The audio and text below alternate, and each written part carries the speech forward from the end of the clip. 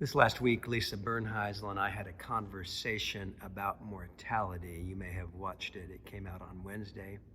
Part of our Lenten series on remembering that we're dust, that we're mortal, and hopefully discovering that the truth of what Paul says, whether we live or whether we die, we are the Lord's, that we don't need to be afraid.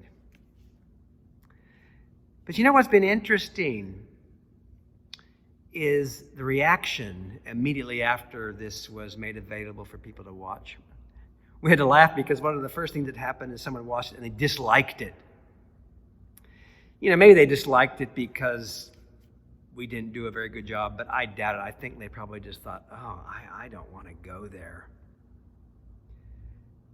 We then got an email from another parishioner who said, I wasn't sure I was going to watch this, but I did, and I'm glad I did. I found it comforting and uplifting. Well, whether you watch the series or not is sort of beside the point. What I'm inviting you to do this Lent is to take a look at the fact that you are mortal.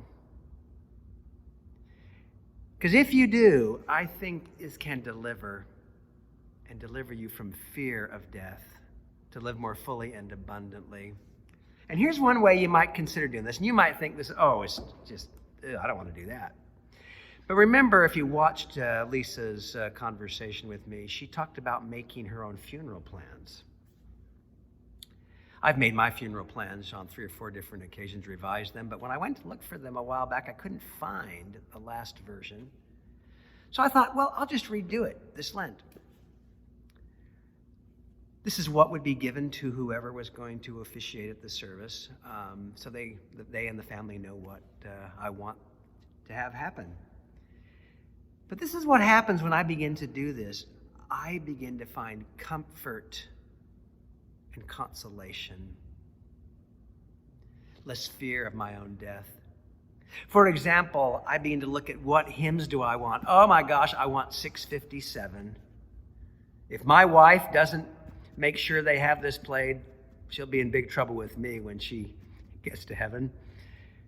It's just so amazing. Love divine, all love's excelling, joy of heaven to earth come down. Fix in us thy humble dwelling, all thy faithful mercies crown. Jesus, thou art all compassion, pure, unbounded love thou art. Oh my gosh. That's what I believe. I believe that love that is with me now will be with me in the end. Or how about this last verse? Finish then thy new creation, pure and spotless let us be. Changed from glory into glory, till in heaven we take our place, till we cast our crowns before thee, lost in wonder, love, and praise. I think that's what's going to happen. We're going to be lost in wonder, love, and praise in the presence of God. We choose our readings. I want the end of Romans 8. Nothing, says Paul, not even death can separate us from the love of God. You know, if we do something like this, we begin to realize that, this is going to happen. We're all going to die. The difference is, will we live fully and abundantly before that day comes? Or if we're living in fear of death, what we're going to do is we're going to spend most of our life trying to hold on to life too tightly, becoming very anxious, trying to somehow pretend that we can live forever. Guess what? Ain't going to happen. We are mortal.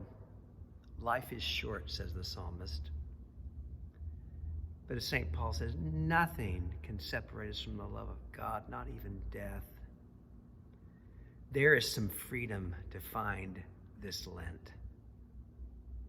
That when Easter comes, we may indeed realize that we have discovered new life.